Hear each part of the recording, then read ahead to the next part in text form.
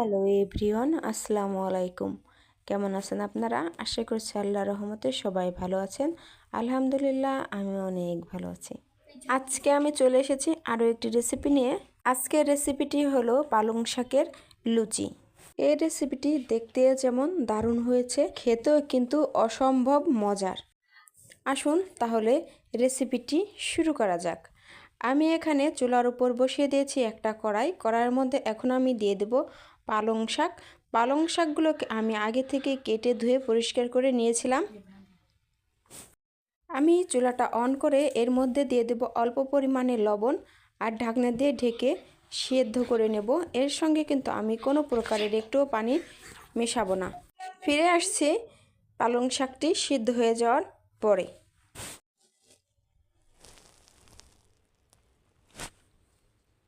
দেখুন শাকটি আমার সিদ্ধ হয়ে গিয়েছে। আমি কিন্তু শাকে কোনো প্রকারের পানি ব্যবহার করিনি। শাক থেকে যতটুকু পানি বের হয়েছে সে পানিতেই কিন্তু শাকটা সিদ্ধ হয়ে গিয়েছে। এখন শাকটাকে তুলে নেব। আপনারা চাইলে শাকটাকে পাটায় বেটে নিতে পারেন। আমি পাটায় বেটে নেব না, আমি এটাকে গ্রাইন্ড মেশিনে গ্রাইন্ড করে নেব।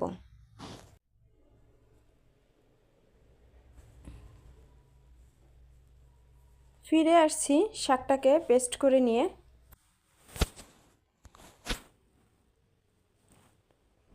এখানে আমি একটা বাটি নিয়ে নিয়েছি, তার মধ্যে আমি পালং শাকগুলোকে ঢেলে দেব। আমি এখন 1 কাপ পরিমাণে আটা নিয়ে নিয়েছি। আমি এখান থেকে অল্প অল্প করে আটা দিয়ে দিব আর পালং শাকের সঙ্গে মাখিয়ে নেব। আর এখানে আমি অল্প পরিমাণে লবণ ব্যবহার করব, বেশি লবণ দেব না। দেখে বুঝতে পারছেন আমি কতটুকু লবণ নিয়েছি, এর বেশি লবণ দেব না, কারণ শাকে আমি কিন্তু আগে থেকেই লবণ ব্যবহার করেছি, সেজন্য।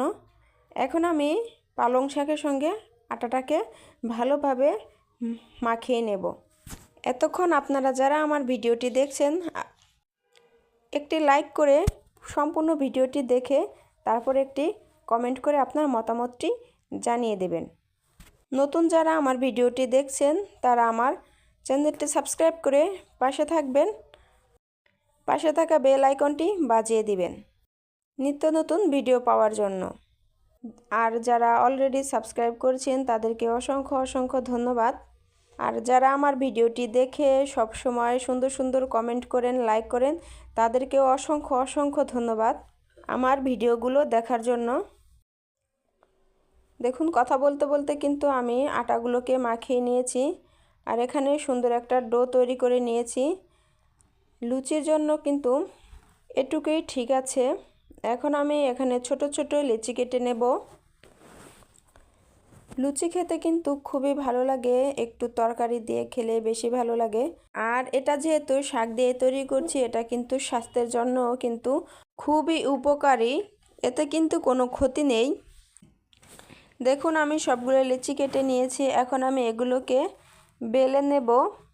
আমি এখানে একটা চপিং বোর্ড নিয়ে নিয়েছি। এই চপিং বোর্ডের উপরে আমি কিন্তু সমস্ত লুচিগুলোকে বেলে নেব। আর আমরা সবাই কিন্তু কম বেশি একটু বেলতে পারি, যেভাবেই বেলবেন লুচিগুলো কিন্তু সেভাবেই হয়ে যাবে। আমি এখানে ছোট ছোট করেই নিয়েছি। আমি এইভাবে আমার সমস্ত লুচিগুলোকে বেলে নেব। আমি সব লুচি একসাথে বেলে তারপরেই ভেজে নেব।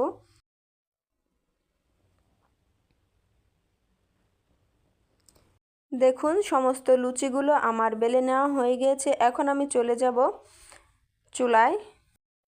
আমি এখানে একটা প্যানে তেল দিয়েছি আর তেলটাকে গরম করেও নিয়েছি। এখন আমি লুচিগুলোকে তেলের মধ্যে দিয়ে ভেজে নেব একটা একটা করে। আর এই লুচিগুলো কিন্তু একটু কম ফুলবে, সমস্ত লুচিগুলো কিন্তু সব দিক দিয়ে ফুলবে না, যেহেতু শাক দিয়ে আমি তৈরি করেছি একটু কমই ফুলে। আমি আগেও 2 দিন বানিয়েছিলাম, সেখানে এমন হয়েছে। তবে ফলে মানে সবটা যে ফুলবে তা না, তবে 12 আনি ফুলে যায়। একটু চেপে চেপেই লুচিগুলোকে ফুলিয়ে নিতে হবে। সত্যি যারা এই লুচিটা না খেয়েছেন এর স্বাদ কিন্তু আপনারা বুঝতে পারবেন না। আর এই শীত থাকতে থাকতেই আপনারা একদিন পালং শাকটা দিয়ে লুচিটাকে তৈরি করে খেয়ে দেখবেন যে লুচিটা কেমন হয়। খেলে কিন্তু এর স্বাদ কিন্তু ভোলার না। আমি কিন্তু 2 থেকে 3 দিন আমার খাওয়া হয়ে গেছে এই কয়েকদিনের মধ্যেই। তাই ভাবলাম যে এত সুন্দর একটা রেসিপি আপনাদের সঙ্গে একটু শেয়ার করি, তাই আমি এখানে একটু শেয়ার করলাম আপনাদের সঙ্গে। আমি এভাবে সমস্ত লুচিগুলোকে ভেজে নিয়েছি, আর কিন্তু এই প্রায় লুচিটাই কিন্তু ফুলেছে, আর যেটা ফোলেনি সেটাও কিন্তু পাশে দু একটু জায়গায় কিন্তু ফোলেনি, তাছাড়া কিন্তু ফুলেছে। দেখুন কত সুন্দরভাবে লুচিগুলো ফুলে গিয়েছে। এটা কিন্তু যে কোনো তরকারির সঙ্গে খেতে কিন্তু দারুণ লাগে। রেসিপিটি দেখার জন্য ধন্যবাদ। আল্লাহ হাফেজ, আসসালামু আলাইকুম।